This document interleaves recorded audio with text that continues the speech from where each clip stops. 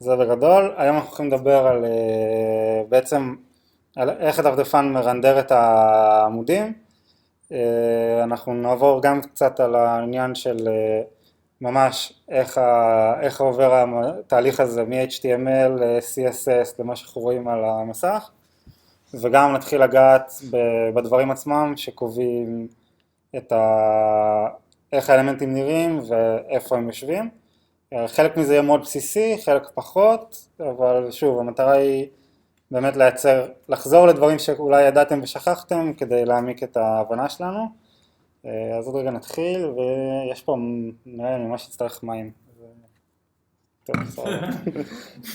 מעולה. סבבה. אז אחת הבעיות המרכזיות עם CSS, שבדרך כלל כשאנחנו מנסים לתקן CSS זה נראה ככה. אנחנו מזיזים את זה, אז זה נשבר,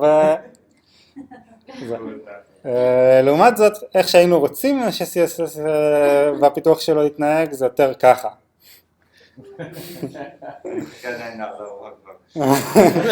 זה בהרצאות שלך. That's not a pretty place, man.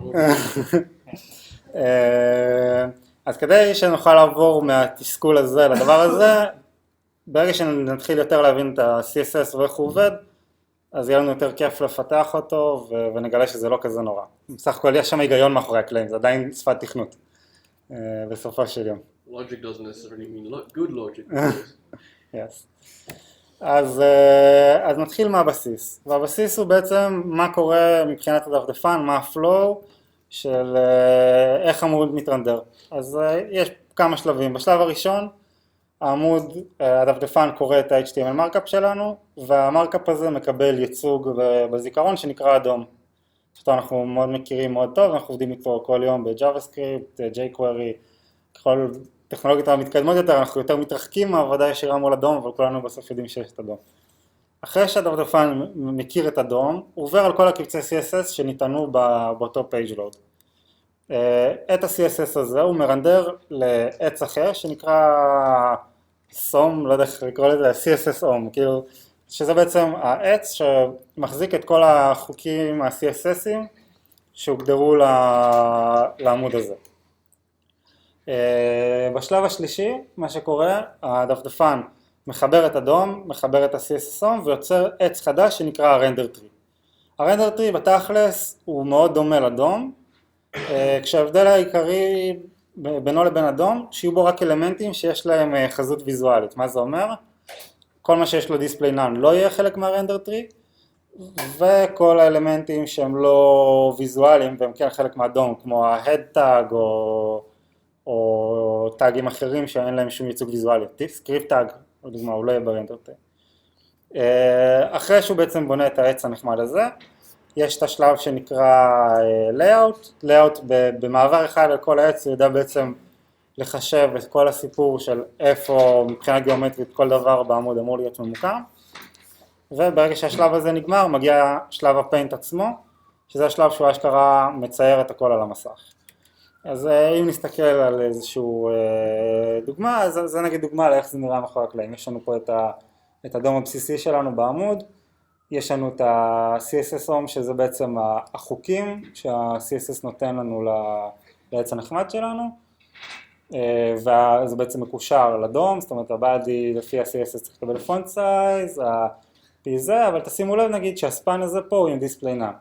באמת מה שעם display none יורד, גם שימו לב שפה חלק מהדום, HTML הוא חלק מהדום, head, meta ולינק הם חלק מהדום, הם לא חלק מהרנדר טרי כי אין להם שום ייצוג ויזואלי בדפדפן. אז הם יורדים בשלב שהרנדר טרי מיוצר, ואנחנו נשארים עם הגרסה יותר רזה של שניהם. אז זה בגדול. אז אם נחזור עוד פעם על השלבים, אז באמת שלב ראשון הוא בא וקורא את ה-HTML, בונה את הדום, שלב שני זה ה-CSS OM, שנבנה בהתאם לקבצי CSS, והוא הקשר בין ה-CSS שלנו לדום אלמנט שלנו. שלב השלישי זה הרנדר טרי, אחרי זה מגיע ה-layout שממקם את האלמנטים, ובסוף הפיינט. עד כאן שאלות? כן, אתה יכול לעזור לי לשון, נראה שזה קצת לא נכון. הביל דום זה בעצם, זה רק אחרי את הכל שהוא קורא כל הטגים, נניח הבילד האמיתי זה יקרה אחרי CSS פרסינג, לא יכול להיות שזה... לא, אדום הוא מנותק מה-CSS, אדום הוא נטו הייצוג וזיכרון של ה-XML שלך. נניח יש לי את הלינק ל-CSS, ברגע שהוא בונה באדום הוא מפרסר את זה, זאת אומרת הוא כן, הוא מעלה את ה-CSS. נכון, בגלל זה אדום נבנה פעם ראשונה, אדום רץ על כל ה-XML, טוען את כל האלמנטים, מזהה אותם, בשלב השני רק הגיע ה-CSS שהוא בעצם יודע לקחת את כל התגי סטיילים שנוספו במסגרת אדום וכל הקישורים שלנו לסטייל שיטס, ואז הוא מקשר את החוקים של ה-CSS לנושא של האדום עצמו, והדבר הזה בסוף נהפך לרנדר טרי שהוא רק הדברים הרלוונטיים. אז זה הסדר, כמו שאני מכיר אותו, זה גם הפלואו שמתואר ב-MDN וכל המקורות הרלוונטיים. זה שונה מהבראוזרים, נניח, כי אני יודע שקודם, נניח את האינטרנט אקספלורר זה היה מתנהג לגמרי, כאילו שונה, בסרדים היו טוענים את האובייקטים בשאר, אחר כך מחברים את זה, או ש... אני לא מכיר עד הסוף, אבל ממה שאני יודע, בסוף המימושים הם שונים, כאילו, רואים אלגוריתמים, חלקם שונים בפנים, אבל מבחינת התהליך הוא זה, הפלואו זה, נגיד סתם, מבחינת הרנדר טרי, אז יש גם הבדל בשמות, בגקו זה נקרא פריימס, ובוובקיט זה נקרא רנדר נוטס, זה לא... זהו, עוד שאלות לבינתיים? סבבה. לא יודע, המזגן פה כאילו לא עובד? לא. איך יוריד את המאיר? כאילו אני גונב לך, סתם.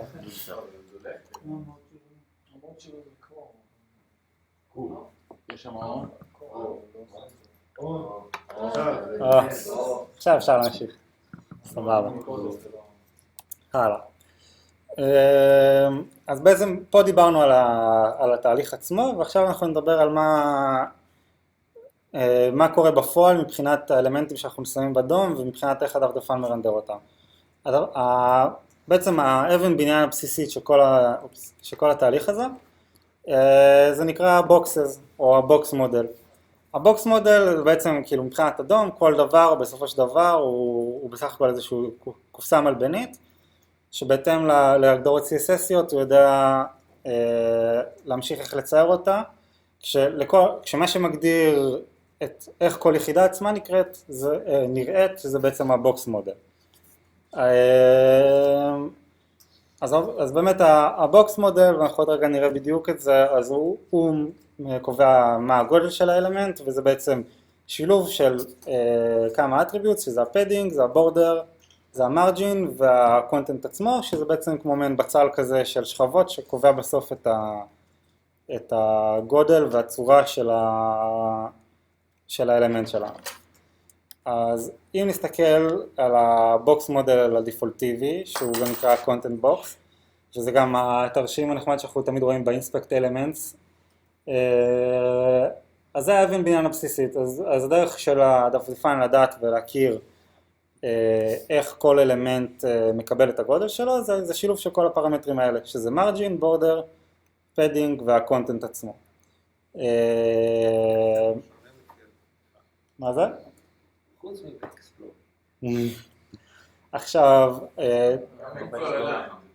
גם הוא אליי, הדבר היחיד שלפעמים זה ה-width וה-height שאתה מקבל בג'אווה-סקריפט, אז יש דפדפנים שמחזירים את ה-inner ויש את ה-outer, זה הדבר היחיד, אבל היום אני חושב שזה כבר לא... זה לא 7, 6 כאלה.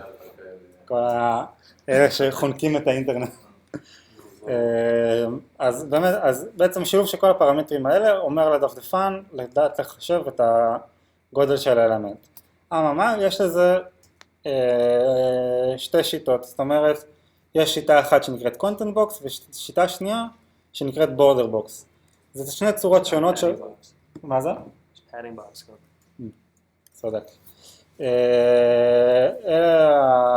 שתי השיטות האלה זה שתי שיטות חישוב שונות לדפדפן, כשההבדל המהותי הוא שבורדר בוקס גורם להייט להשפיע על כל מה שקורה בפנים למעט המרג'ין, לעומת הקונטנט בוקס שבעצם משפיע רק על האזור הפנימי של הקונטנט, זאת אומרת שההייט שלנו ישפיע על זה, ומסביב יתווסף על ההייט, לעומת זה שיגביל את ההייט שלנו בהתאם לשילוב של כולם.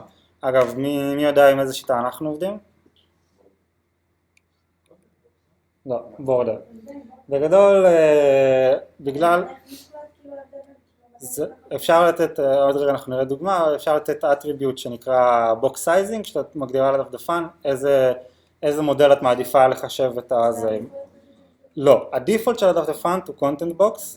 הבעיה עם content box שהוא יוצר הרבה דברים מוזרים, כי אני נותן לדיב 50 פיקסלים ואני לא מבין למה הוא תופס 80. כי אני התכוונתי שבמקסימום הוא יתפוס 50, אבל הוא מקבל 80 כי הדפדפן אמר אוקיי, 50 זה הקונטנט, תוסיף לזה את הפדינג ואת הבורדר ונקבל תוצאות מוזרות. באיזה שלב הגיעו למסקנה, כאילו כבסט פרקטיס כללי, שהרבה יותר נוח ואינטואיטיבי לעבוד עם הבורדר בוקס.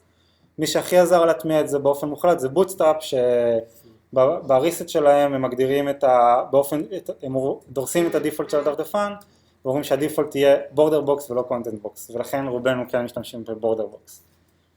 רגע, עכשיו הדיפולט אנחנו לוקחים מהבוטסטראפ, או כן. שעושים אוברייד, ואם אנחנו נעבור אחר כך לזה...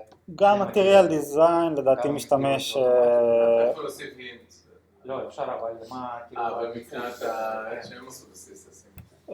גם material design לדעתי עובד עם הבורדר בוקס. כן.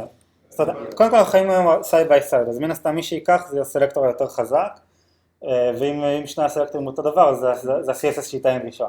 אבל לדעתי שניהם עובדים באותה צורה, ואני לא חושב שיש קונפליקט בהקשר הזה. כן, צודק.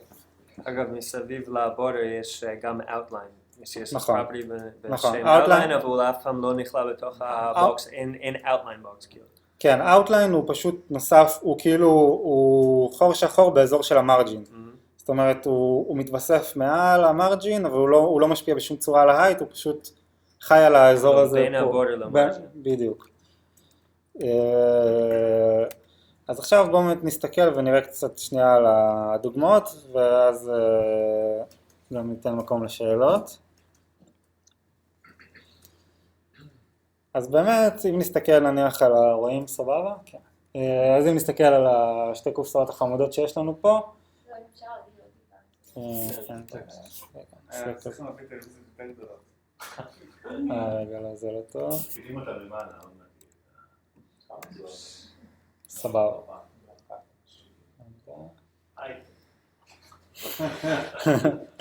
אז אם נסתכל פה על הקופסאות הנחמדות שלנו פה, וכרגע אנחנו עובדים לפי הדיפולט של הדפדפן, אני הגדרתי לקופסאות האלה הייט של 20 פיקסלים, ובן אדם תמים יחשוב שבאמת הגודל שלהם יהיה 20, אבל הגודל שלהם הוא 50, ולמה? כי יש לנו עוד את ה-15 פדינג מלמעלה ולמטה שנוסף לנו על ידי הדפדפן. ובאמת, אם אנחנו מסתכלים על הדיפולט של הדפדפן, אז בבוקס סייזינג דיפולטיבי אנחנו באמת נקבל את ה-50, כי ההייט שלנו בעצם נכנס רק עליו בפנים, רק על האזור של הקונטנט, והוא לא ישפיע על כל הבוקס השלם. ובאמת אם נסתכל נניח בקומפיוטד, ונסתכל פה על הבוקס סייזינג, וניתן לו show all, אז אנחנו נראה שבאמת הוא ירש באופן דיפולטיבי, על פי הגדרות של הדפדפן, שהבוקס סייזינג הוא קונטנט בוקס. לעומת זאת, אם אנחנו נבוא ונניח, נרצה את ההבדל וניתן פה את ההבדל ביניהם, וניתן פה את הקונטנט בוקס, אז באמת קיבלנו עכשיו תוצאה אחרת. כמובן שזה נראה מאוד מוזר, כי הגבלנו את הדיב להייט של 20, אבל נתנו לו פדינג, ואז הדפדפן בעצם הגביל לנו את הסיפור הזה פה, ובגלל זה נראה לנו קצת מוזר, כי ההייט 20 מגביל את הסיפור פה, ואנחנו רואים שבעצם ה-20 הוא חל על כל זה, לא כולל המרג'ין, שוב, המרג'ין הוא מחוץ לסיפור הזה, ולכן יש לנו 30, אז זה 20 לכל האלמנט עצמו, ועוד 10 מסביב. אז זה ההבדל שיש לנו פה לגבי כל הנושא של הבוקס. למעשה אין ביניהם. בבורדר בוקס אנחנו עובדים, נכון? נכון. ספלים בפנים, אבל גם בבורדר בפנים? כן. זאת אומרת שאם בגדול מה שזה אומר זה, ביקשת דיב שיהיה לו 20 פיקסלים, הוא יהיה 20 פיקסלים. שוב, לא כולל המרג'ין. אז באמת, כאילו, אם נסתכל על ההבדל בין אלמנטים, אז פה אנחנו רואים שהוא 30, שזה 20 ועוד המרג'ין שיש לנו, ופה לעומת זאת זה 50, כי ה-20 הוא רק על הקונטנט הפנימי. זה בגדול לגבי הבורדר בוקס. שאלות? סבבה. אז עד כאן דיברנו על הבוקס סייזינג, כמה דברים חשובים לזכור לגבי הנושא הזה של הבוקס מודל. אז כמו שאמרנו, הבוקס מודל מגדיר לדפדפן איך הוא רוצה לרנדר את האלמנטים. יש כמה דברים שקשורים לזה שצריך לזכור. שתי הפרמטרים החשובים בכל נושא של בוקסס, אחד מהם זה overflow, והשני הוא height. ה-overflow by default הוא visible. מה זה אומר? שבאופן דפולטיבי הדפדפן, כל תוכן שיחרוג מתוך הקופסה שלנו, הוא יהיה ויזבילי והוא יחרוג מתוך הקופסה. זו ההתנהגות הדפולטיבית של הדפדפן. זאת אומרת, אם הגדרנו height 20, התוכן לוקח 30, התוכן יחרוג מעבר לקופסה שלנו וייצור לנו בעיות בלאוט, וזה הדבר הבסיסי. דבר שני, במידה ואנחנו רוצים לשנות את הנושא של ה-overflow ונניח לתת אוטו או סקרול, כדי שה-overflow יוכל לעבוד, חייב להיות לאלמנט שלנו explicit height, כש-explicit זה לא בדיוק המילה הנכונה פה, כי גם percentage יעבוד במקרה ואחד האלמנטים מלמעלה נותן לו גובה ממשי. זאת אומרת, אם אני אתן height 100% ומעליי יש parent עם height אוטו, אז זה לא יעבוד. אבל אם יש לי height עם גובה מסוים, אז זה יעבוד. או אם יש לי height עם אחוזים, אבל לאבא שלו יש גובה ממשי, אז זה כן יתפוס. אנחנו עוד רגע נסתכל על זה. דבר שני שחשוב מאוד לזכור, CSS, אחד הדברים שנוטים לשכוח בו, שיש את הנושא של inheritance, שהוא אחד הדברים הבסיסיים של השפה, וצריך לזכור שחלק מהפרופרטיז הם כן inherited וחלק לא. מה זה אומר? ואנחנו עוד רגע נראה דוגמאות. זה אומר שאם אנחנו מדברים על color, אז color הוא inherited, זאת אומרת שנניח ונתתי לאיזשהו div color red, לא משנה כמה אלמנטים למטה, כל עוד אין לי אף חוק אחר שהוא דורס לי אותו, ה-color הוא נורא שכל הדרך למטה. להבדיל, height הוא לא. וזה נקודה מאוד מאוד חשובה, ואנחנו עוד רגע נראה את זה. זאת אומרת שאם היה לי div מסוים עם height של 100 פיקסלים, ותחתיו היה לי div אחר עם height 100% ו-overflow. ה-overflow scroll יעבוד, כי הוא 100% מתוך 100 פיקסלים עובד והכל טוב ויפה. לעומת זאת, ברגע שנוסיף עוד div באמצע, תהיה לנו בעיה, אבל אנחנו עוד רגע נראה את זה, כי ה-div החדש לא יורש את ה-height properties של ה-div מעליו, וה-height properties by default הוא אוטו. עוד רגע אנחנו נסתכל על זה. חוץ מזה, יש לנו את ה-padding margin ו-border שהם די straight forward ואין יותר מדי מה להגיד עליהם. אז באמת עכשיו בואו נראה דוגמאות של ה-height ו-overflow ואני אסביר קצת יותר את מה שאמרתי עכשיו בעל פה. רק לפני זה אם יש עוד איזה שהן שאלות, זה כיף. טוב. אוקיי, מה קורה פה? יפה. אז יש לנו פה את הדבר המאוד יפה הזה, שבעצם מה אנחנו רואים פה בסיפור שלנו. יש לנו פה איזשהו div outer, יש לנו div middle באמצע, ויש לנו את הבוקס. עכשיו, כמו שאנחנו רואים, הבוקס באופן דפולטיבי הוא overflow visible, ולכן כל התיבה שלנו חורגת מהפרנט שלמעלה. זאת אומרת, יש לנו את ה-outer, ה-outer מוגדר עם 50 פיקסלים. זאת אומרת שאם נסתכל פה, הוא באמת תופס רק את החלק שלו, שוב דיברנו על זה, זאת אומרת זה לא באמת 50 כי הדיפולט הוא בוקס מודל של קונטנט ולכן יש לי פה בעצם 90 פיקסלים, אבל בכל אופן הדבר הזה מוגבל בגובה. תגיד, פה היית רוצה להגדיר ההפך, איפה היית רוצה את זה? אם הייתי רוצה שזה לא יהיה ככה, כן. ניתן לו עוד פרופרטי של בוקס סייזינג, ואני יכול לתת לו בורדר בוקס במקום קונטנט בוקס. ופתאום הוא 50 פיקסלים. בגדול מה שעושים בבוטסטראפ וכל זה, יש סלקטור מאוד מאוד מסוכן, שנקרא כוכבית, שבעצם אומר תן את החוק הזה על כולם. שמן הסתם הוא עם סקורינג מאוד נמוך. CSS, לא דיברתי על זה כי זה קצת obvious, אבל אני אחזור על זה. CSS, הצורה שבה הוא מחליט על properties של אלמנטים, יש שתי החלטות בדרך. אחד זה הנושא של inheritance, זאת אומרת איזה properties הם inherited מלמעלה, וזה משתנה ב-definition של property מסוים. כמו שאמרנו, color הוא כן inherited, height הוא לא.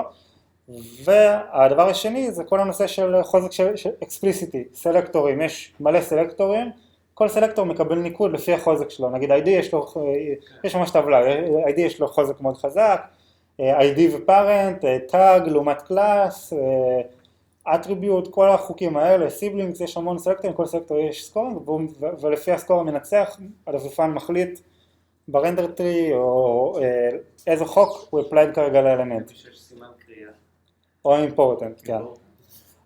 אגב, important לא תמיד מנצח לדעתי, אפשר להביס important בקונסטלציות אחרות, כאילו. אם אתה נותן חוק יותר ספציפי. עם חוק יותר ספציפי, עם important אחר. זה בסוף זה הכל סקורינג סיסטם, אז הסלקטור הזה הוא מאוד חלש, אבל הוא מספיק טוב כדי לדרוס את האופן הדפולטיבי של כל הסלקטורים. אחרי זה, אם מישהו ייתן סלקטור אחר, נגיד מישהו החליט שבכל זאת דיבים, הבוקס סייזינג שלהם שונה, אז החוק שלו מן הסתם ידרוס. גם יש עוד קטע של איפה ה-CSS הוגדר.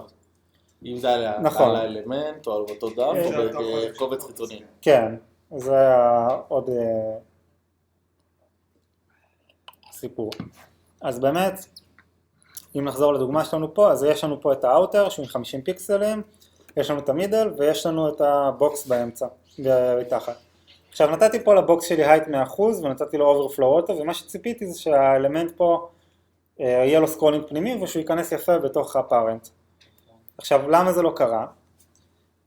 זה לא קרה כי בואו נחשוב על זה רגע, זאת אומרת מה הדרישה שלנו מבחינת אוברפלואו כדי שהוא יעבוד? כי הוא לא יורש. יפה. אז אם אנחנו רוצים רגע לחשוב, overflow הדרישה שלו זה איזשהו explicit height, או אפילו חייב להיות explicit height, יכול להיות גם explicit max height אגב, זה יכול להיות height auto עם איזשהו max height, ואז במידה והאוטו חורג מה-max height זה בסדר, אבל עדיין זה חייב, ה-height 100% הזה חייב להיות מוגדר מאיפשהו. עכשיו height 100% בהגדרתו הוא 100% של הפארנט, ואם נסתכל על הפארנט שיש לנו פה, יש לנו את המידל. עכשיו מידל קיבל 43, למה? מה נתן למידל את ה-43? מה זה אופן דיפולטיבי? מה ההייט שלו? אין הייט, זה הייט אוטו. אם אני אסתכל פה בקומפיוטד ואני אסתכל על ההייט, אני רואה את הדבר הזה, והדבר הזה זה חישוב של ההייט אוטו. עכשיו בעצם מה שקרה לי פה, זה דבר כזה, ההייט 100% לא באמת תפס, כי הוא לוקח את ה-100% של האלמנט למעלה, והאלמנט למעלה הוא הייט אוטו והוא נגזר מהתוכן שלי, ולכן זה איזשהו, לא משנה מה, בסוף מי שיקבע את ההייט זה יהיה הגובה של התוכן פה, כי ה-100% של הפארנט יהיה בעצם הגודל של התוכן שלי. וכמו שאמרנו, למרות שלדיב הזה, וזה אחד הדברים שמפלים עליהם המון, ונורא חשוב לזכור אותם, זה, אני הייתי מצפה שנתתי פה דיב עם הייט 50%, עם 50 פיקסלים, ובדרך שמתי סתם דיב, שלא התכוונתי בכלל שישפיע על הלייאוט שלי. אם נשווה את זה לאנגולר, אז דוגמה שקורית הרבה פעמים ששוברת לנו את הלייאוט, יש לי פה איזה דיב למעלה שהגדיר לי את ההייט 50 פיקסלים, ופה היה לי בוקס עם הייט אוברפלואו, ובאמת כשהם היו אחד מתחת לשני, הם חיו בשלום ובאחווה, והיה לי פה את הסקרולינג המהמם הזה, והייתי שמח. ואז באו וביקשו ממני להוסיף איזשהו נניח ng-if שלא יכול לשבת על אותו אלמנט מאיזושהי סיבה, או זה. וברגע שהוספתי את ה-ng-if שיעטוף לי את הדבר הזה, ושתכם פשוט רפרש את זה ככה, אז זה שובר לי את הלייאוט. ולמה? כי הייט הוא לא בירושה, וברגע שנתתי דיב באמצע, אז ההייט שהוא קיבל, הוא לא יורש אותו מה-50 פיקסלים למעלה, הוא לוקח את הדיפולט של הדפדפן, והדיפולט של הדפדפן זה הייט אוטו, ולכן רק הוספה של דיב באמצע הלייאוט שלי, שבר לי את כל הלייאוט. זה מאוד לא אינטואיטיבי, אבל זה משהו חשוב מאוד לזכור, זה אחד הדברים שאני מצא את עצמי הכי הרבה פעמים צריך לעשות, כשאני מגיע למישהו שיש לו בעיה ב-CSS, שהוא לא מבין למה הלייאוט שלו נשבר, זה בדרך, הרבה פעמים זה. זה הדיב מתווך באמצע, שאיפס את ההייט שלו לאוטו, כי זה מה שהדיפולט אמר לו, ולכן פתאום האוברפלואו שלי, או בין אם זה ויזיבל או אוטו, הפסיק לעבוד. אז זהו, זה נקודה שהיא מאוד חשובה, מאוד כדאי לזכור אותה, ויכולה לחסוך לכם הרבה צרות. כן, דרך לפתור את זה? לתת גם לדיב הזה 100%? הדרך הנכונה היא באמת לתת לדיב הזה height 100%. אני מניח שהיה אפשר לעשות את זה, אני לא מכיר שעושים את זה, שאפשר לבוא ולהגיד דבר כזה, אמנם by default הדפדפן לא נותן לזה inherit, אבל כן הייתי יכול לבוא ולתת height inherit. אז באופן תיאורטי, אם הייתי מתחיל layout חדש והייתי בונה framework CSS, הייתי יכול לקבל החלטה שדיבים הם לעשות איזו דריסה גלובלית ולהגיד שby default כל הדיבים עם height, עם inherit. הייתי יכול לבוא ולהגיד by default כל הדיבים, ה-height שלהם הוא לא אוטו אלא inherit. אני לא מכיר שעושים את זה, אבל באופן תיאורטי זה משהו שאפשרי. עוד שאלות? מה היה הגודל של המידה לפני שנתת לו 100%? מה? היה height אוטו. היה height אוטו. כל האלמנטים, בתכלס, הוא היה מה? כמעט כל העמוד. הוא היה כל הוא היה לפי הבן. לפי התוכן, כן. שוב, זה קצת כאילו, זה קצת התנגשות כזאת, כשנותן height אוטו, מתחת height 100%, אז ה-height אוטו נקבע על ידי הבן, וה-100% נקבע על ידי כאילו הפארנט. אבל בפועל מה שקורה זה שהפארנט לוקח את הגובה לפי הבן, ולכן זה הגובה שנקבע.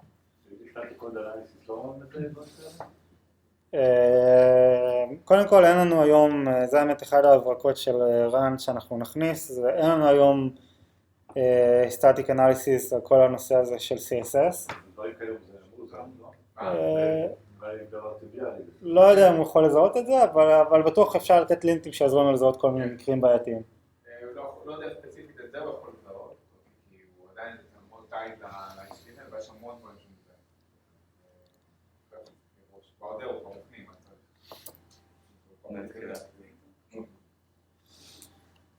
יפה. עוד איזשהם שאלות? סבבה. אוקיי, אז עכשיו אם נסכם רגע ונחזור אחורה על מה שדיברנו עד עכשיו, דיברנו על הרצף ועל התהליך שאיך הדפדפן מרנדר אלמנטים, דיברנו על זה שיש לנו את הבוקס מודל שקובע איך הדפדפן, בסוף מבחינת הדפדפן זה הכל קופסאות, והבוקס מודל אומר לדפדפן איך לחשב את הגודל של אותה קופסה. אממה, זה עוד טיפה מסתבך, כי חוץ מהבוקס מודל עצמו, יש כמה סוגים של קופסאות שמשפיעים על היכולת שלנו להשפיע על אותו בוקס מודל. ובעצם הקופסאות האלה, ההגדרה שלהם נגזרת מהפרופרטי שנקרא display, של הערכים שיכולים לתת לו. אז כל מה שדיברנו עד עכשיו היה נכון לגבי display block, שזה קופסה שהיא מסוג בלוק. יש לנו עוד סוגים אחרים של קופסאות שאפשר לתת, שישנו את הצורה שהבוקס מודל עובד ומגיב לפרופרטיז. אז הדברים הנוספים שיש לנו זה inline, שככה בעצם מתנהג טקסט באופן דיפולטיבי, זה גם ההגדרה הדיפולטיבית של כל האלמנטים, למעט אלמנטים מאוד מוגדרים, לדוגמה div, שהוא by default הוא כן בלוק. יש לנו inline בלוק, שזה איזשהו מילה שקיזי מאוד אוהב, שעטנז, שזה חיבור של בלוק ואינליין. יש לנו את ה-display none, שפשוט גורם לזה לא להופיע באלמנט, וכמו שאמרנו זה גם יוציא את כל האלמנט הזה מהרנדר טרי לחלוטין. אגב, להבדיל מ-visibility, שפשוט יגרום לאלמנט להיות חלק מהרנדר טרי, אבל פשוט להיות ריק. ויש לנו עוד כמה דברים שהם יותר advanced, שזה table, flex ו-grid, ויש עוד אחד אחר שנקרא running, שבכלל אפילו לא תארחתי לשים אותו פה. כל אלה זה צורות, הגדרות שונות לאיך הדפדפן מרנדר ומחשב את הקופסאות שלו. אתה יכול להגיד קצת בקצרה מה ההבדל בין inline בלוק לבלוק? כן, עוד רגע אנחנו נדבר על זה גם לא כאילו אפילו ביותר מקצרה. table row ו-table cell. כן, כאילו נכנסים מבחינתי תחת טייבל, אבל בגדול כן. בגדול כל הנושא של layout table הוא מחושב על ידי טייבל row וטייבל cell, ונראה לי יש גם טייבל או משהו כזה, לא זוכר. כן. אגב, גריד זה אחד הדברים הכי מרגשים שהולכים לקרות ב-CSS בזמן הקרוב, הדפדפנים עדיין לא תומכים בזה, אבל זה בגדול הולך להיות די מהפכה לכל הדרך לעשות CSS כמו בני אדם. כאילו, כמו... גריד זה עולם אחר לגמרי, כאילו זה... מה, כמו הגריד של בוטסטראפ? זה יאפשר כאילו חלוקת מסך? זה יאפשר חלוקת מסך, זה יאפשר עבודה על שתי צירים גם, ושינוי של אלמנטים בשתי צירים. אם יהיה זמן בסוף אולי אני אראה קצת זה. למרות ששוב, הגריד הוא עדיין באקספרימנט, כאילו עוד לא ממש באופן סופי באף דפדפן. האמת שהוא כן ממומש, הוא לא enabled, זאת אומרת היום, גם בכרום הוא לא enabled, צריך לעשות enable לפלג מיוחד בטולס כדי לראות את הגריד. כן. אוקיי, אז עכשיו באמת בוא נעבור רגע על הבוקס טייפס, ואז גם אנחנו נענה על הדרך על ההבדל בין אינליין לאינליין בלוק. אז הצורה היותר שכיחה זה הבלוק. בלוק, כל מה שדיברנו עד עכשיו מבחינת הבוקס מודל תקף עליו ב-100%. בעצם זה גורם לכל אלמנט לתפוס, להיות קופסה שתופסת את כל השורה by default. זאת אומרת, בלוק אלמנטס הם by default width 100%. אין סיבה לתת width 100% סתם לאלמנטים, כי זה סתם redundant, זה הערך הדפולטיבי. כל הבלוק אלמנטס הם באופן אוטומטי תופסים את כל השורה ויגרמו לכל האלמנטים הבאים אחריהם ליפול למטה. יש להם מרג'ין ופדינג כן משפיע עליהם, שהוא כמו שאמרנו, בוקס מודל שדיברנו עד עכשיו הוא בדיוק בלוק. אם לא הגדרנו height באופן מפורש, אז by default זה יהיה height auto, שהוא אומר שהאלמנט יתפוס את הגודל של הילדים שלו. כשההחרגה מזה זה נושא של פלוטים שאנחנו עוד מעט נדבר עליו, כי פלוטים יגרמו להייט אוטו לא לעבוד כמו שאנחנו מצפים, אנחנו גם נראה גם את זה. וכמו שאמרתי, אין סיבה לתת width 100%, כי by default block elements הם ב-width 100%. אז by default block elements זה כל האלמנטים שהדפדפן הגדיר אותם, זה div, p, כל מיני ודומיהם. by default הם יהיו height auto ו-by default הם יהיו width 100%. עוד משהו שכדאי לזכור, vertical align לא ישפיע על האלמנטים האלה, אז אם אתם מנסים לתת vertical align לאלמנטים שהם בלוק, זה פשוט לא יעבוד לכם. זה לגבי בלוק. שאלות? ספר. inline הוא בסופו של דבר, הוא הדיפולט של כל האלמנטים בדפדפן, למעט אלה שהוחרגו מזה. ספנים, B, EM, כל מיני תגיות אחרות שאנחנו כבר לא משתמשים בהן. כמה דברים לגבי אינליין. הוא לא, כל מיני ההגדרות של טופ בטם, מרג'ין, פדינג, לא ישפיעו עליהם. אתם יכולים לתת כמה שאתם רוצים, זה לא משפיע על בוקסס שמסוג אינליין. לעומת זאת, זאת אומרת, בסוף אינליין רץ רק על ציר ה-X, והוא לא יכול להיות משפיע על שום דבר של ציר ה-Y. זאת אומרת, אם תיתנו left right margin padding זה יעבוד, אם תיתנו top bottom זה לא יעבוד, כי זה רץ רק על ההוריזונטל ולא בצורה ורטיקלית. מצד שני כן אפשר להשפיע על המיקום שלהם מבחינה ורטיקלית על ידי ה-vertical align property. אי אפשר לתת לו גם width ו-height באופן ספציפי לאינליין, כאילו ככה בעצם כל הטקסט הרגיל בדפדפן מתנהג. ואם נתתם לאלמנט אינליין property של float, אז הוא באופן אוטומטי יהפוך להיות בלוק, והוא כבר יפסיק להתנהג כמו אינליין. כי פלוטים בהגדרה הם עובדים מול הנושא של בלוקים, ואנחנו עוד רגע נבין גם את זה קצת יותר. אז זה יהפוך להיות בלוק או אינליין בלוק? בלוק. ויש לנו את השעטנז שלנו, שזה האינליין בלוק. אינליין בלוק הוא שילוב של שניהם. כמו אינליין, הוא יישב באותה שורה עם שאר הדברים, להבדיל מבלוק אלמנט שינסה לתפוס, שתמיד by default יתפוס את כל השורה. שאגב, מה שחשוב לזכור לגבי בלוק אלמנטס, כל הזמן עוד לא דיברנו על float, אז זה לא משנה מה width שתיתנו לו, הוא עדיין תופס את כל השורה. אם תיתנו בלוק אלמנט עם width של 50 פיקסלים והמסך הוא 2000 פיקסלים, הוא עדיין יתפוס את כל השורה. גם אם הוא יתפוס רק 50 פיקסלים הראשונים של השורה, הדפדפן לא ירנדר שום אלמנט אחר באותה שורה, אלא אם כן אנחנו נגרום לו לחרוג מההתנהגות הבסיסית, אבל זה הפלואו הרגיל של הדפדפן. בלוק אלמנטס תופסים את כל השורה, אינליין אלמנטס יושבים אחד ליד השני, יש לנו כמה דרכים להחריג את ההתנהגות הטבעית הזאת, ואנחנו נדבר עליהם עוד מעט. אז אינליין בלוק הוא יתנהג כמו אינליין במובן הזה שהוא לא יתפוס את כל השורה, הוא כן ייתן לדברים אחרים לשבת לידו, טקסט לידו, ליד ה-inline blocks ימשיך באופן טבעי באותה שורה, אבל בדומה לבלוק אלמנטס, אפשר להגדיר תחתיו width ו-height, והקונטנט הפנימי שלו יכול לזוז בצורה, אפשר לתת לו פוזישנינג ורטיקלי, זאת אומרת, אפשר לתת לו פיידינג למה שקורה בפנים, גם בטם וגם טופ, ובאמת שחושבים על זה, זה סוג של דיספליי בלוק, שפשוט רונדר בתוך שורה. ומרג'ין פיידינג יעבוד, width ו-height גם. אז אלה שלושת החשובים שאנחנו עליהם על ה-inline block ו-inline block. עוד רגע אנחנו נסתכל על הדוגמה, נזכיר שוב שיש לנו עוד כמה סוגים שלא דיברנו עליהם כרגע וגם לא נדבר עליהם היום. זה הנושא של none, table, flex וגריד שזה אחד העתיד המבטיח. אז עכשיו נסתכל קצת על דוגמאות שכל הנושא של ההבדל בין הקופסאות שלנו.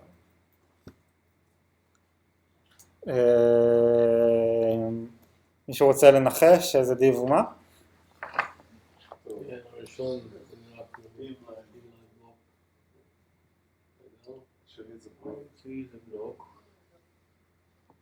אמצעי זה בלוק, זה מה אומרים? הראשון באחרון נראים אותו דבר. לא יכול לדעת, אם יש דקויות אז לא רואים אותם. אוקיי, אז בגדול... זה inline block, יש לו את הפדינג. נכון. אז באמת... אז אם נסתכל פה על הבוקס מודל הנחמד שלנו. אבל זה בלוק פוזישן אבסולוט.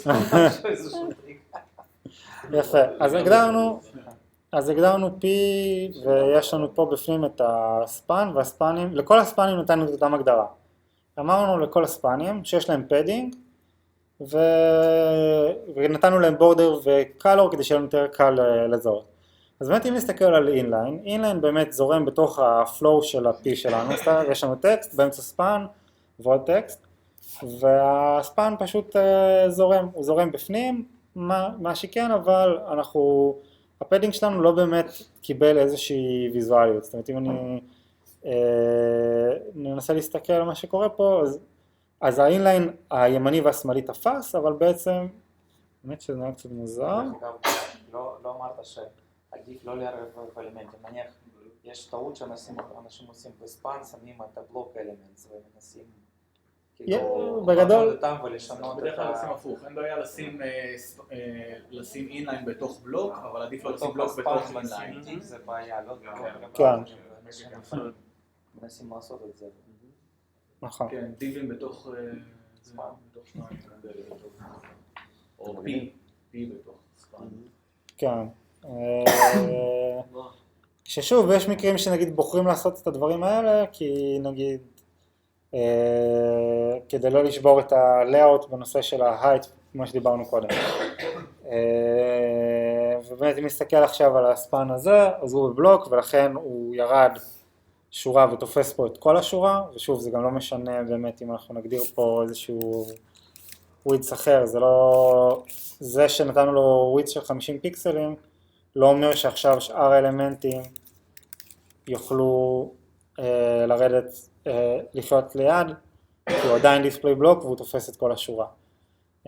ו-inline block זה בעצם שילוב של שניהם, ואני יכול לתת לו כאלה, ואנחנו נראה באמת שזה כאילו נתן לי גם את הריווח מלמעלה, באמת שזה מוזר לי שלמעלה הוא גם תפס, מעניין.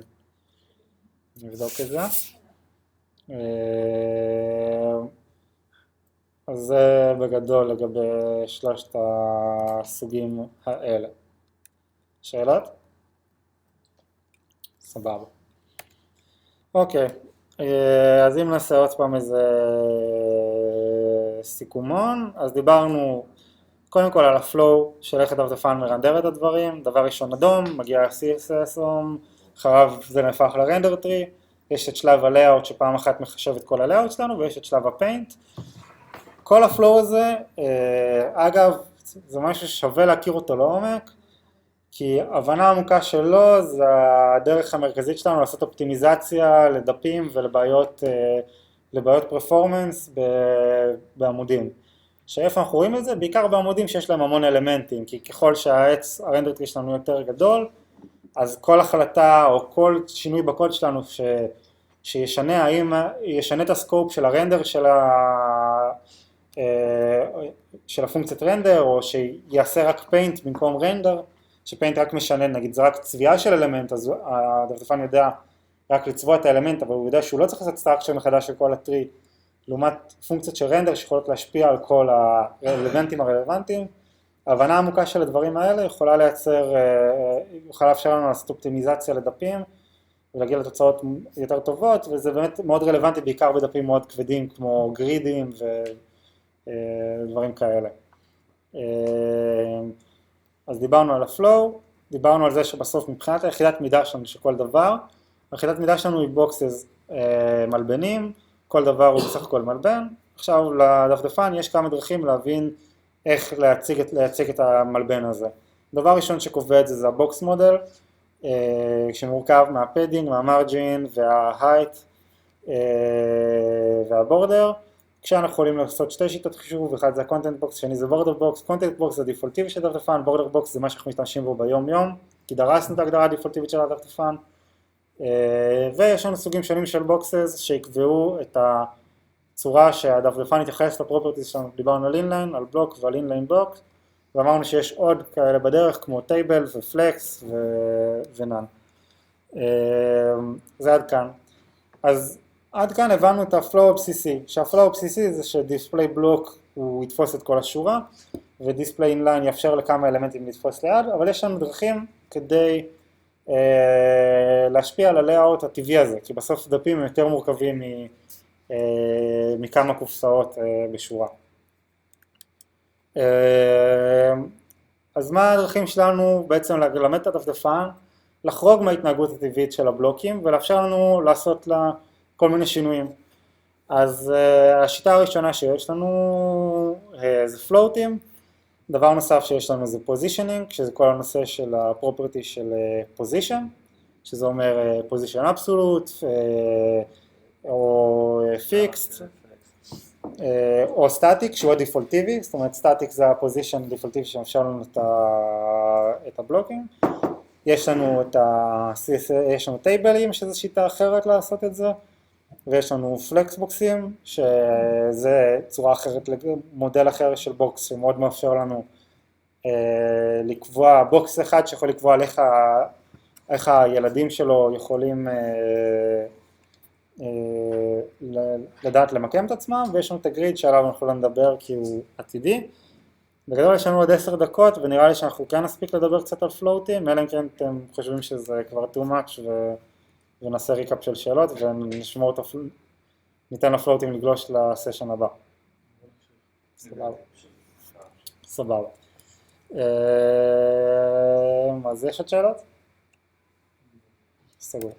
אוקיי, אז דיברנו עד עכשיו על התנהגות טבעית, ובאמת הפלוטים זה היה אחד הדרכים הראשוניות של ה-CSS לאפשר לנו את הדבר הזה. פלוט זה איזשהו פרופרטי שאנחנו יכולים לתת לאלמנט, ובעצם מה שהוא אומר לאותו אלמנט זה תפסיק להתנהג בפלואו הרגיל של הדפדפן ותנסה להיצמד, תמקם קודם את האלמנט במיקום איפה שהוא אמור להיות, ותנסה אבל להיצמד או לשמאל או לימין של הקונטיינר. כשאינליין אלמנט יהיו מסביב לזה, זה קצת סינית, עוד רגע אנחנו נראה את זה. ומה נחשב פלוטינג אלמנט? כל אלמנט שהvalue של הפלוט שלו הוא לא none. זאת אומרת יש לנו left, right, ו-none זה הדיפולט, וכל האלמנטים by default הם none ולכן הם לא floated. אז הפלוטינג אומר תמקם את האלמנט קודם בפלואו, ואז תנסה להיצמד או לימין או לשמאל, או לפלוט הקרוב שבא לפניו. עוד רגע אנחנו נראה את זה. אז אם נסתכל על הדוגמה שלנו פה, וזהו. אוקיי, אז בואו נראה מה קורה בדבר הזה. אז נתחיל הקלאס הזה, נראה לי.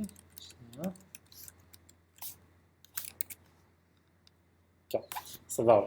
אז אם נסתכל פה אנחנו רואים את הבלוק כמו שדיברנו עליו עד עכשיו. דיספליי בלוק תופס את כל השורה, by default הווידס שלו הוא 100%, אבל שוב, גם אם אני אתן לו ווידס של 10%, זה לא באמת משנה, כי בלוק תופס שורה שלמה ויהי מה, כי זהו בלוק. עכשיו, למטה, באנו ועשינו, רצינו לבוא ולנסות לראות איך אפשר להחריג את ההתנהגות הזאת. אז באמת באנו ונתנו לדיב פה float left, ונתנו פה לדיב float right, ופה שמנו איזה p באמצע, שהוא דיב רגיל, ועוד רגע אנחנו נראה גם למה עשינו את זה. אז מה בעצם הפלוט אמר לנו? הפלוט גרם לאלמנט להפסיק להתנהג בצורת הבלוק הטבעית שלו, שזה אומר שתי דברים. זה אומר א', שהבלוק כבר הוא יוצא, זה לא שהוא לא תופס את כל השורה, אלא זה שהוא לא נחשב בזרימה הטבעית של העמוד, ולכן הוא יכול לעמוד פה, ולידו יכול להתחיל אלמנט אחר שלא מכיר אותו, כי אלמנט שהוא לא פלוט, הוא מתעלם, הוא ממשיך להתנהג כרגיל, והוא כאילו מתעלם, והפלוט הוא פשוט מרחף מעליו, לכן הוא נקרא פלוט. והפלוט מגיב רק לפלוטים אחרים, שהוא מגיב לשאר השורה, אבל הוא מנסה להתמקם בצורה הכי שמאלית. זאת אומרת, יש לנו את האלמנט, הוא נצמד לשמאל, והאלמנט הזה הוא לא מכיר אותו כי הוא פלוטד, אז הוא בספירה אחרת לצורך העניין, ולכן הוא כן תופס את כל השורה, אבל האלמנט השלישי שהוא פלוט רייט נפל פה. למה? כי כמו שאמרנו, הפלוטים קודם ממוקמים במיקום הטבעי שלהם, ואז הם מנסים להצמד או לימין, או לשמאל, או לפלוט הקרוב. זאת אומרת, קודם לפלוט הקרוב, אבל בסוף, זאת אומרת, אם יש, קודם לנסות להצמד לקצה הימני השמאלי, אם יש פלוט בדרך, הוא יצמד קודם אליו. עכשיו, במקרה הזה, עדיין הזרימה הטבעית של העמוד, היא שהאלמנט הזה בא אחרי האלמנט הזה. זאת אומרת, הוא תופס דיספליי בלוק, ולכן הוא תופס את כל השורה. ולכן, הוא קודם מוקם בזרימה הטבעית שלו, הזרימה הטבעית שלו הייתה ליפול שורה למטה, ואחרי זה הפלוט שלו אמר לו צמד לימין, אז הוא נצמד לימין. אם הייתי נותן גם לדבר הזה פלוט, אז הכל היה מתנהג בסדר. או אם היית משנה את הסדר שלהם. כן. למה הוא מתנהג בסדר? כי יש לי פה float left, ואז גם פה יש לי float left, אז הוא יצמד או לקצה השמאלי או לפלוט שבא לפניו, במקרה הזה זה הפלוט הזה, ויש לי פה את הפלוט, ופה יש לי את הפלוט הימני, ועכשיו הוא נצמד לימין, כי האלמנט הזה כבר לא חוסם לו את הזרימה. אז הוא נשאר עדיין באותה שורה, כי אין שום דבר שמונע ממנו, כי כמו שאמרנו, אם אני אוסיף פה עוד דיב, הוא יהיה מתחת לשלושתם, כי דיב שהוא לא floated, הוא לא מכיר, הוא חי בספירה אחרת, הוא לא מכיר את ה-floated elements, והוא ממשיך להתנהג כרגיל. אז רגע, אם תוריד את האינסנט עכשיו מתחת לכל 2, אז הוא ייפול שורה? כי הוא קודם כל ילך עם עוד פעם, אם אני אוריד עכשיו את האינסנט לכל 2... תוריד את הסדר של שני הדיבים האחרונים, האינסנט והכל, מה יקרה? לא, הוא עדיין זה, כי הוא עדיין נצמד לגריד זה, כי אין שום דבר שהוא, אין אף... תוריד את הפלוט מהאינסנט ותחליף בינו לבין הכל 2. אם אני מוריד בין הכל 2 זה מה שראינו קודם, הכל 2 יורד למטה, למה? כי האלמנט הזה תפס לו, הוא תפס את הנצמד לקצה השמאלי, שום דבר לא הפריע לו, זה השורה שאליו הוא שייך. הוא תפס את כל השורה, אבל הוא תופס את כל השורה הזאת והוא מתעלם מהפלוט הזה, כי אלמנטים שהם לא פלוטד לא מכירים אלמנטים שהם פלוטד. הפלוטים מרחפים עליו. הייתי מצפה שהכל אחד יחסה את האינסנט. כל אחד הוא מעליו. אבל האינסנט הוא לא... הם לא מיושרים באותה צורה, זה סיפור אחר, אבל בגדול הם שניהם על אותו, הם ביחד על אותו שורה. מבחינת הבלוקינג אלמנטס הם יושבים ביחד. יש לו גם פלוט לפט. למה הם לא מיושרים אבל? לא, עכשיו אין לו פלוט. אין לו פלוט לפט? אין לו פלוט לפט. ואם תשים לו? אם אני אשים לו, אז כולם ישבו באותה שורה. למה? כי הוא יהיה פלוטד ללפט, כולם חיים באותה ספירה של פלוט, הפלוטים ינסו להצמד לשמאל או לפלוט הקרוב לביתם, והפלוט הימני נשאר באותה שורה כי שום דבר אחר לא מנע ממנו. אני אקרא לך עדיין שזה לא בסדר. לעומת זאת, במצב הזה, בגלל שזה תפס את כל השורה, הוא ירד שורה למטה, ולכן הוא נצמד לימין בשורה הזאת. עוד דבר מעניין, שאף אחד לא שאל פה, מה עוד נראה לכם מוזר בדוגמה הזאת? נניח ונתעלם רגע מהאלמנט הזה, בסדר, ניתן לו איזשהו דיספליי נאן, מה עוד מוזר פה בדבר הזה? הרווח הוא כי זה נצמד לשמאל וזה נצמד לימין וזה הגיוני. הגודל? הגודל, למה קיבלו 50 פיקסלים? בגלל הפלוט, למה? הוא לקח את עכשיו שטח, מה שיש לו בפנים. אז יש עניין מאוד חשוב לזכור גם לגבי פלוטים. פלוט, ברגע שלא נותנים לו ווידס ממשי, הוא מתנהג בצורה שאי אפשר לצפות אותה, ויכולה גם להשתלב בין דפדפנים. לכן תמיד כשאנחנו ניתן פלוטים, אנחנו כן נרצה לתת, במקרה הזה נניח היינו רוצים לתת 48% או כל דבר אחר, אבל אם אנחנו לא נותנים ווידס, נורא קשה, אי אפשר לצפות את הדבר הזה, הוא לא מתנהג בצורה אחידה, וזה... אבל רוב לפי הקונטנט פנימי. זה לא אחיד, אי אפשר לסמוך על זה. נכון, אי אפשר לסמוך על זה. כן. כן, זה לא זה, ולכן כשיש פלוט, אתם מחויבים לתת גם ווידס אקספליסיט ולא לבנות על זה, כי הווידס 100% הדפולטיבי של הדפדפן הפסיק לתפוס. לעומת זאת, אגב, ה-floated elements ממשיכים להגיב בצורה הגיונית, זאת אומרת לשורה, זאת אומרת שגם אם נתתי פה float ונתתי לאלמנט הזה 100%, אז ה-float element הזה ירד למטה, כי כבר אין לו מקום באותה שורה, ולכן הראש ששניהם floated הוא ירד למטה. אז זה עוד משהו שכדאי לזכור. וזה רק לגבי ה-width, לא לגבי ה-height? זה רק לגבי ה-width, אבל לא לגבי ה-height. עוד דבר אחד, שימו לב שקרה פה משהו מאוד מוזר, שה-float element, הקונטיינר של ה-float element שלנו לא קיבל את ה-height שהוא צריך. למה הוא לא קיבל את ה-height שהוא צריך? כי מבחינת ה-flow הטבעי של הדפדפן, האלמנטים האלה לא באמת נמצאים תחתיו, הם מרחפים. וזה בעיה מאוד ידועה, ובאמת מה שהיינו עושים פעם, זה היה את הפיקס הזה, זה אומר שאחרי שאנחנו משתמשים בפלוטים, אם אנחנו רוצים שהאלמנט יקבל, הפרנט יקבל את הגובה שלו, ושוב, הוא לא מקבל את הגובה שלו, כי מבחינתו לצ'ילדרן שלו אין גובה, כי הם מרחפים, הם לא באמת חלק ממנו, אני חייב להנחית אותם, היה פעם זה ההק הישן, אתם לא תכתבו אי פעם את הדבר הזה, מי שנראה בקוד שלו דבר כזה כנראה יקבל נבוט, אבל השיטה שהייתה פעם זה הדבר הזה, זה היה לבוא לתת clear both. clear both זאת אומרת תנחית את הפלוטים, אין לי כל כך זמן, אני לא אתקן פה את הדוגמה, אני לא יודע למה בדיוק כרגע זה לא עבד לי, אבל בגדול רוב שנותנים עוד אלמנט תחת אותו פארנט של הפלוטים ונותנים לו את ה-clear both, הדרך היותר מודרנית זה עם פסדו אלמנט, זה עם after, כי האפטר הוא... לפעמים אין לך אבל אלמנט אחרון, כל האלמנטים הם חוזרים על עצמם באיזשהו ריפיטר, ואז לעשות אפטר באחרון זה אומר להשתמש בסיסטם 3. יש בוטסטראפ, יש קליר בוקס ויש פונקציה של קליר בוקס. השאלה אתה יכול לעשות סלקטור על ה-last element בתוך ה-div ולתת לו... אז רגע, אז בגדול אפשר לעשות, דבר אחד כאילו... אז זה צריך לזכור את זה, דרך שנייה אגב לעקוף את זה, זה לתת overflow. ברגע שנותנים איזו הגדרה של overflow של auto או hidden, הוא עדיין יחשב את הגובה של האלמנט. זה בגדול, קצת כבר לקראת, נגמר לי הזמן, אני אעבור עוד רגע על הנושא של הפלוט עם סאמרי, ואז אני אגיד עוד איזו אמירה כללית, ואנחנו נמשיך בסשן הבא. ואם כבר אתם עושים clear both, אז תעשו אותו עם after. יש טריק כזה, אני לא אראה אותו עכשיו, אבל זה עם פסדו אלמנט, זה סלקטור של after, בגלל שהפסדו אלמנט נחשב כילד של אותו div, אם אני אתן לדיב שאני רוצה לתת לו clear both, אני רוצה לתת לו, אם אני נותן לו סלקטור של after, של האפטר הזה אני נותן clear both, אז זה כאילו ילד של עשה clear both, ולכן האלמנטים נחתו, זה מה שבוטסטראפ עושים. אבל רגע אחד אני אעשה עוד סאמרי שנייה על מה שדיברנו. אז כמו שאמרנו לגבי הפלוטים, כשאלמנט הוא בפלוט אז הוא יוצא מהזרימה הטבעית של העמוד והוא תמיד ינסה להצמד ל-left או right, או עד שהוא יגיע לקצה או שהוא יגיע לקונטיינינג בוקס, או שהוא יגיע לקצה של הקונטיינינג בוקס או שהוא יגיע לפלוטד אלמנט אחר שהוא קודם ממוקם במקום הטבעי שלו כמו שהוא אמור להיות ממוקם. צריך חבל לתת לפלוט אלמנטס ווידס קבוע, אחרת דברים מוזרים יכולים לקרות. אם יש ליד פלוט אלמנטס אלמנט אחר שהוא לא פלוטד, הוא יתעלם מקיומם והוא ימשיך להתנהג כרגיל, ולכן הם יעלו אחד על השני ועוד דברים מוזרים. כדי לגרום לפארנט של פלוט, או שצריכים להנחית את הפלוטים עם clear both בסוף האלמנט, או overflow auto.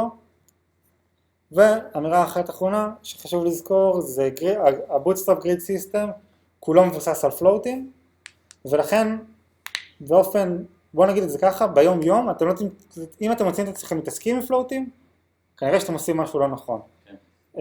גם כי הדבר הזה חשוב להבנה, אבל בסופו של יום, כל הרעיון של הגריד של בוטסטראפ הוא מבוסס פלוטים והוא בא לפתור את זה. אם אתם עובדים נכון עם הבוטסטראפ, עם הרואו וקולומים, רואו וקולומים מאחורי הקלעים זה בסך הכל המון קונפיגורציות של פלוטים, קליר בוסים ווידים שונים, לפי מדיה סלקטורס. על זה מבוסס כל הגריד סיסטם של בוטסטראפ.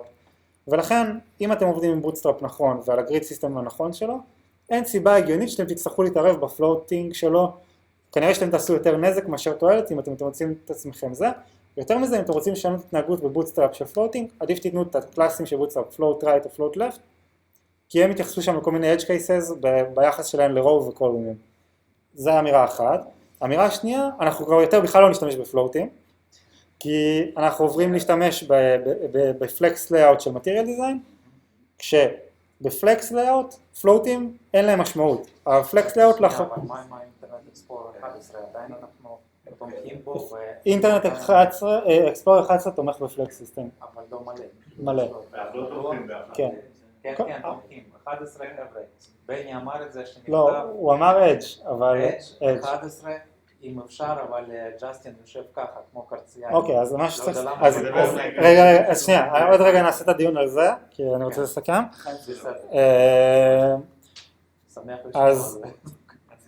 אז בגדול, אנחנו לא, אז שוב, אתם לא תמצאו את עצמכם יותר מדי עושים את זה, כי אתם תשתמשו בבוטסטראפ, ואתם לא תשתמשו בבוטסטראפ, אתם תשתמשו בפלקס, ובפלקס פלוט הוא חסר משמעות, הוא כבר הפסיק להשתמש. הסיבה המרכזית לזה אגב, היא שהפלוטים נורא מסורבלים, מאוד מסובכים, והסיבה העיקרית שהפלוטים מתנהגים כמו שמתנהגים, זה כי הם הומצאו בשביל אתרים שהיו נראים ככה, רגע. כאילו, אם נסתכל על websites now and then, או כל הדוגמאות האלה, אז הווב, או הנה AOL, אז הווב בראשיתו, ואלה דוגמאות יחסית טובות, בעיקרו היה טקסט ותמונות. ופלוט הומצא בראייה של איך ליישר טקסט ותמונה, וזהו. ובסוף הפכנו אותו כמו שעשו טוויטר עם הבוטסטראפ, עשו עבודה יפה כדי לעשות לאיאוטים מאוד מורכבים, והוא פשוט לא היה, הוא פשוט לא הכלי שנכתב למשימה הזאת, ולכן הוא יכול להיות מאוד מסורבל, ולכן באמת המציאו פתרונות יותר מודרניים, שזה הפלקס לאאוט, בעתיד יגיע, וגם הפלקס הוא לא מספיק טוב, וקיבלנו לכן את הגריד, את הגריד לאאוט שהוא עוד לאאוט אחר לגמרי. זהו בגדול, אנחנו נעשה עוד סשן, לא יודע אם הוא יהיה הסשן הבא או שנדחה אותו לסשן אחרי זה, שהוא יהיה יותר הנושא, גם נחזור טיפה על הנושא של הפלוטים, נדבר גם על הנושא של פוזישנס, ונדבר גם על כל הנושא של הפלקס לאאוט, שהוא בתכלס הלאאוט שהכי חשוב לנו היום. זה בגדול, אם יש עוד שאלות אז בכיף, וסיימנו. טוב.